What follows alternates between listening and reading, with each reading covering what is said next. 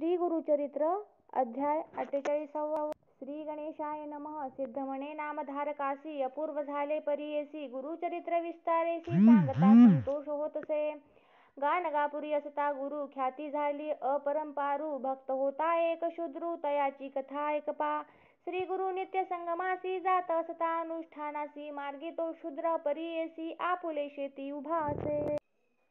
श्री गुरु ते नित्य देखोणी धावत येऊनी शेतांतुनी, आपण साष्टांगी नमोनी पुनरपी जात आपुले स्थाना. माध्यान्ह काळी मठासी येता पुनरपी चरणी ठेवी माथा, ऐसे किती एक दिवस होता शूद्राची भक्ती वाढली. श्री गुरु तयासी न बोलती नमन केलिया उभे असती, येणे विधी बहुकाळ क्रमिती आला शूद्र नमस्कारा. नमस्कारिता शूद्रासी श्री गुरु पुसती संतोषी, का गा नित्य तू कष्टतोसी नमन करीसी येऊनिया. तुझे मनी काय वासना सांग त्वरित आम्हा जाणा, शूद्र म्हणे आवड म्हणा शेत अधिक पिकावे.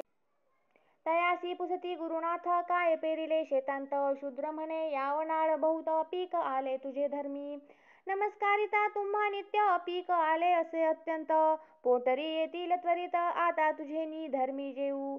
स्वामी यावे शेतापासी पहावे अमृत दृष्टीसी, तू समजता प्रतिपाळीसी शूद्र म्हणून न उपेक्षावे. श्री गुरु गेले शेतापासी पाहुणी म्हणती त्या शूद्रासी, सांगेन एक ऐकेसी विश्वास होईल बोलाचा.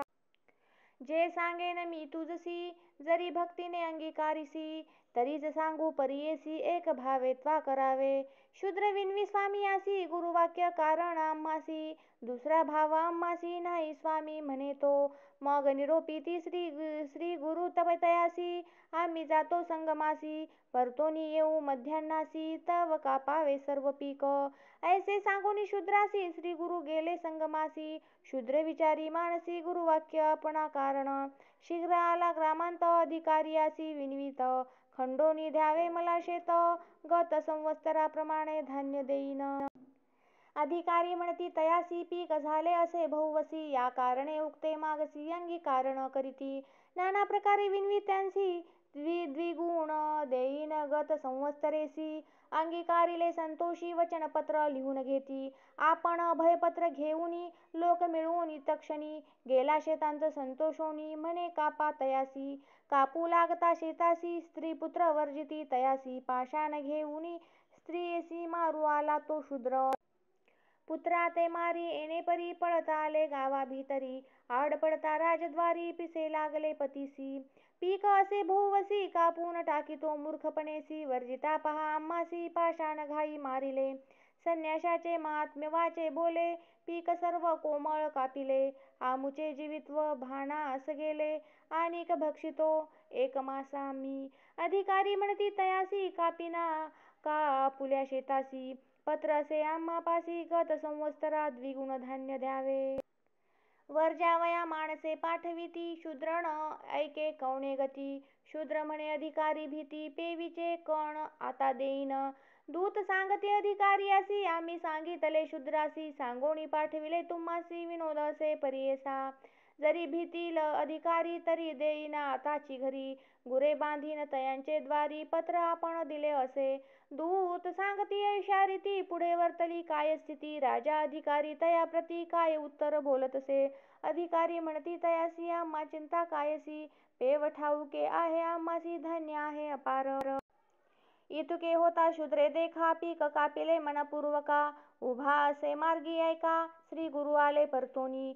नमन करुणी श्री गुरुसी शेत दाखविले कापिले ऐसी, श्री गुरु म्हणती तयासी वाया कापिले म्हणोनी. विनोदे तूज सांगितले तुवा निर्धारे कापले, शूद्र म्हणे तुमचे वाक्य भले तेची मज कामधेनू.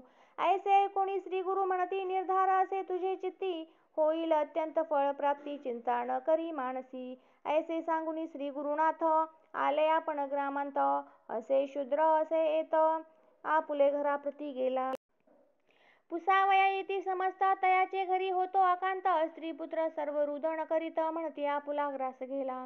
शूद्र समजतांते संभोखी न करी चिंता रहा सुखी, गुरु सोय नेनती मूर्खी कामधेनू वाक्य तयांचे. एकेकाचे सहस्र गुण अधिक लाभ तुम्हा जाण, स्थिर करा अंतकरण हानी नवे निर्धार पै.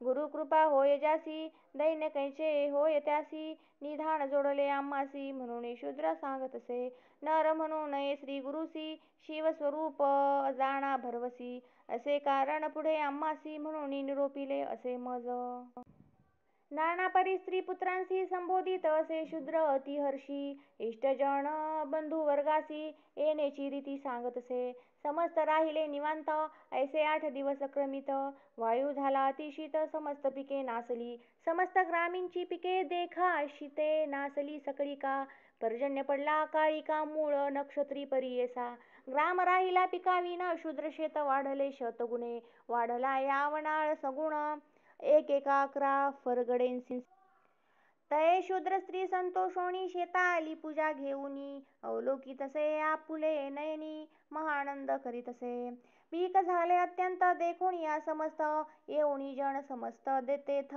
महदाश्चर्य करीत देखा येऊनी लागे पती चरणी विनवीतसे कर जोडूनी बोले मधुर करुणा वचनी क्षमा करी म्हणतसे अज्ञान मध्ये अति वेष्टिले नेनता तुम्हा ते निंदिले गुरु कैचा काय म्हणितले क्षमा करणे प्राणनाथ ऐसे पतीशी संबोधोनी शेतींचा देव पूजोनी विचार केला दोघांनी गुरु दर्शना जावे आता म्हणून सांगे स्त्रियेसी पूजो आली श्री गुरुसी स्वामी पुसती तयांसी काय वर्तमान म्हणून या चरणी लागली तेव्हा दोन्ही हस्तद्वय जोडूनी स्वामी दर्शन उल्हासोनी उभी ठाकली सम्मुख दोघे जणे स्तोत्र करीती जय जयाजी श्री गुरुमूर्ती कामधेनु कुळदैवत म्हणती तुची आमुचा गुरुराया तुझे अमृत वचन आम्हा चिंतामणी प्रकार महिमा पूर्ण केले आमुच्या कामा शरण आलो तुझा आम्ही भक्त वत्सल ब्रीद ख्याती ऐसे जगी तुझ वाणिती